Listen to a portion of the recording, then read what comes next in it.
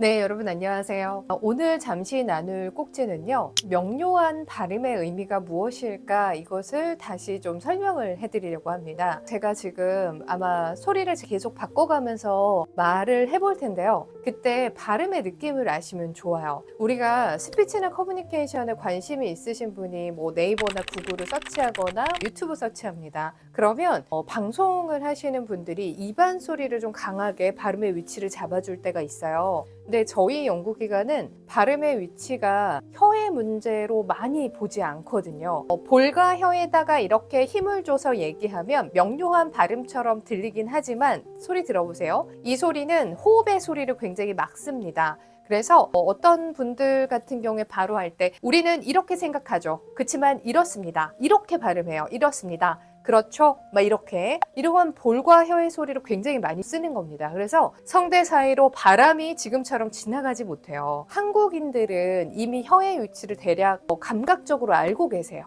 그러면 혀의 위치는 집어줄 뿐이고 그 혀의 위치를 위주로 혀와 볼에다 힘을 준다고 하면 소리가 나가지가 않아요. 그럼 부드러운 소리가 안 되면 보이스의 힘 38%, 40%를 먼저 깎아먹는 거기 때문에 명료한 발음이란 어떤 거냐면 여러분 따라해 보실래요? 가, 중앙 소리예요. 혀가 중앙에 위치합니다. 나다라. 나다라는 치조라고 이빨 뒤에 딱딱한 데를 나다 이렇게 가요. 가, 나다, 라. 그죠? 가랑 라는 중앙임이에요. 혀가 중앙에 그냥 이렇게 있어요. 그러면 가, 나, 다, 라. 이게 A예요. A 다시 해볼게요. 가, 나, 다, 라. 이렇게 하는 발음과 가, 나, 다, 라. 이렇게 하는 발음이 두 번째 발음입니다. 두 번째 발음은요. 혀를 발음 위치를 잡아주고 빨리 개폐해서 공기가 목구멍 사이로 이렇게 지나가도록 도와주는 거예요. 계속. 그러면 부드러운 음이 돼요. 그래서 제 소리를 보면 이게 비로 하는 소리예요. 그러니까 호흡으로 발음을 명확히 한다는 거는 혀에 힘을 빼는 습관을 들이시고 여기에서 나오는 공기를 혀 뒷부리가 공기를 좀 잡아서 내보내는 느낌으로 하면 돼요. 가, 나, 다, 라 이게 아니고요. 이게 아니고요. 명확하게 발음한다고 이렇게 입과 혀를 강하게 쓰면 좋지 않습니다.